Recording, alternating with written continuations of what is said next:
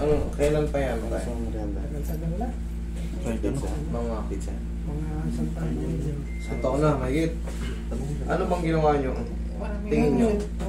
Nung nawala na dyan, nung nagpala ako. Nagpala kayo? Yun na. Tapos hanggang dito na. Okay, pumoto. Hindi kayo nagpa-check up or yung pa-x-ray, gano'n, wala kayong mga gano'n. Saan siya pinakamasakit dito? O dito sa kabila? Ito? Putlong yan. Kanya. Susunod tayo, bitawan mo muna yung sombrero mo, tsaka itong salamin. Isang taon ka natin o isang taon lang? Mga alam mo yun. Isang taon ka natin. Magdalawa, sabihin na natin, magdalawang taon. Okay. Nagpala.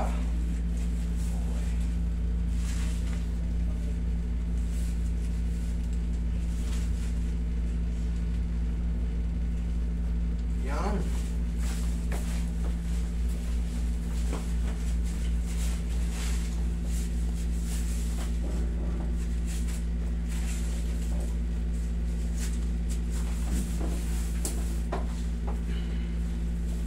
Tayo.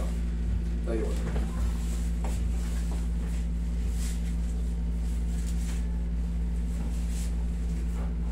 Okay, higa ka patagilid.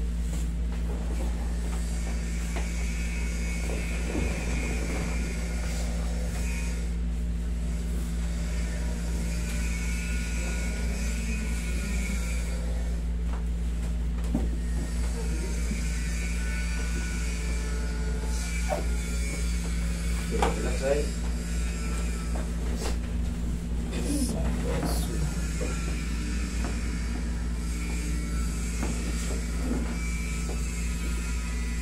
On the dash. Okay, relax na.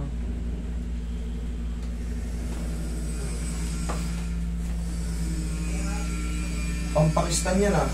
Sige na siya, tihaya. Sa Pakistan marami yan eh. Galing ba kayo abroad? No, Saudi. Yan ang susunod niya, Saudi. Yan ngayon, Saudi. Tapa ka. Galing kayo Saudi? Misis ko. Yung salit, yung ganyan, pang Saudi yan. Pero mga sumusuot yan, ano? Yan, Pakistan, Saudi.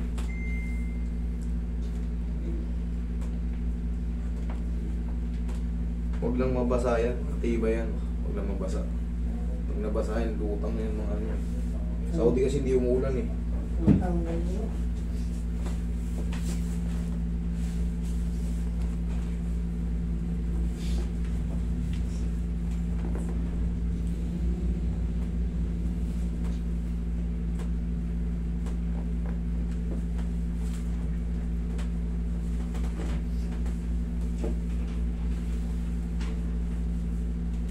Okay.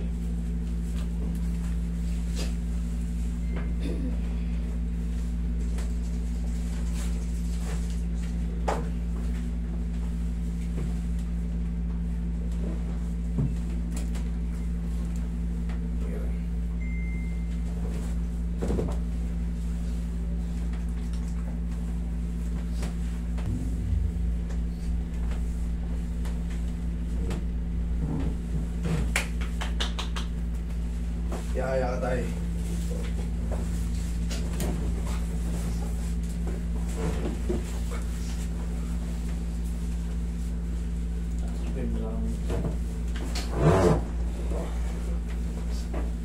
Kamay ko sa dibdib. Relax lang ba?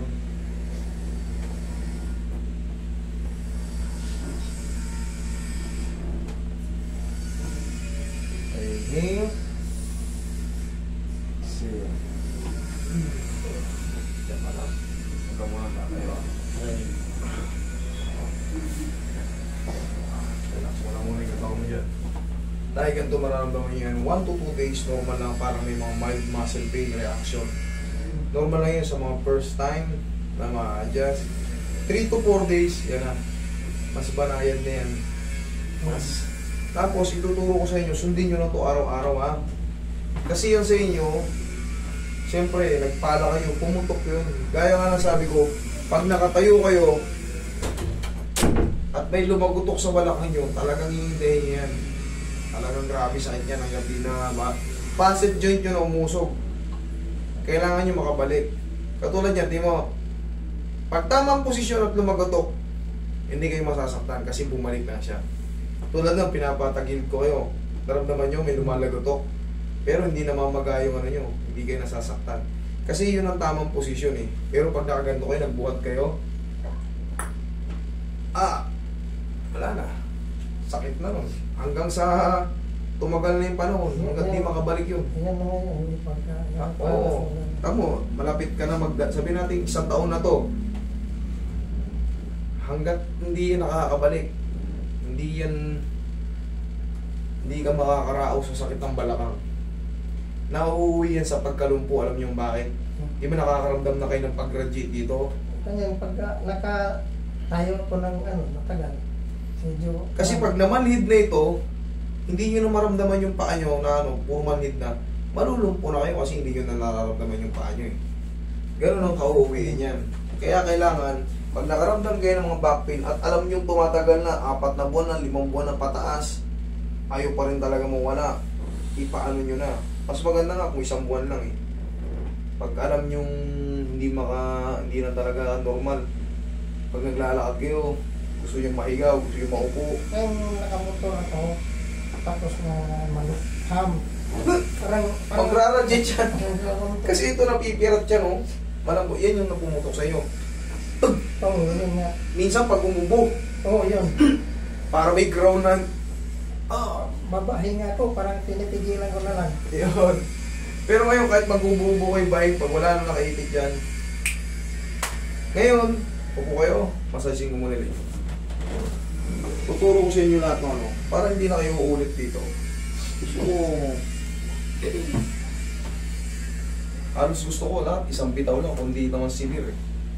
Pero pag kasi matagal na, minsan talaga kailangan ng ulitin para masalansan ng maayos. Kasi yung unang bitaw, pa lang yan eh. Kumbaga ngayon palang binuksan eh.